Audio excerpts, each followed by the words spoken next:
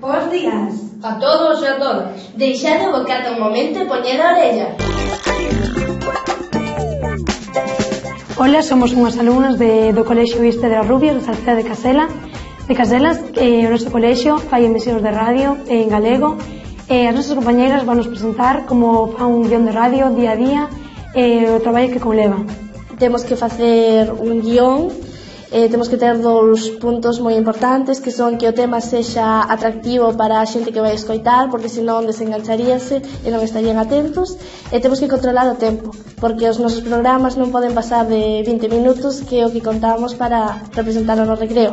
Cando os alumnos salen ao recreo, baixan para esta sala que estamos agora mesmo nela, os alumnos comezan a facer o programa, son emitidos no recreo, que calquer alumno que estea fora pode escoitaros. Os nosos programas, os que máis éxito tiveron, poden ser algunha entrevista que fixéramos a algún profesor que nos contara cousas interesantes, algún xogo que tamén fixemos, programas de xogos, pasapalabras, algún programa que fixemos de chistes, porque a xente, o ser gracioso, atraelle. Os programas de radio pode participar todos os cursos, pero aquí dentro só entra un grupo de persoas reducidas, 5 como moito. Somos 4 técnicos, 2 no ordenador e 2 na mesa de mesturas, e imos turnándonos o martes e os xoves por grupos de 2. Despois de emitir aquí o noso programa, subímonos á web do instituto e, esperemos que algún día que o podremos retransmitir en directo. Estamos en Galicia, é a nosa lingua materna, e temos que emitir as emisións en galego e facer as actividades maiores posibles por darlle valor á nosa lingua.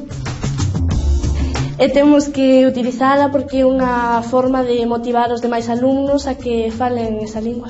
Eu non levo moitos anos, pero o primeiro programa que fixe encantoume, puxenme nervioso e tal, pero encantoume, entón quero seguir. Sí.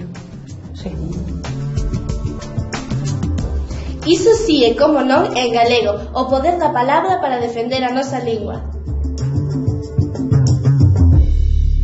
Ben falado. Animaliño o que lle gustan moito as cenorias. O coello. Árbore na que se dan as guindas. Nun guindeiro. Pois como sabes?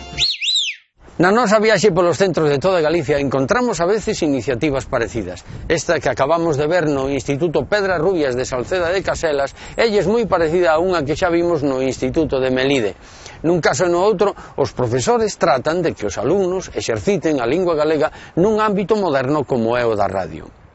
De profesores de Salceda de Caselas aprendínlles eu moitos ditos, e algúns moi finos. Miren, en Caritel, cando queren decir que unha nena xa empeza a presumir, din, xa mira para a sombra. Observación, por certo, moi fina. Ben, pois en Salceda de Caselas dixeronme que ali din, xa arrastra a ala. Explicáronme que as pitas, cando queren atraer a atención do galo, arrastran polo chan unha levantando un pouquiño de pó. Xa mira para a sombra ou xa arrastra a é unha mostra de que a xente das aldeas ten unha capacidade enorme de facer observacións moi finas e aplicalas á fala para facela máis rica e máis expresiva. A vor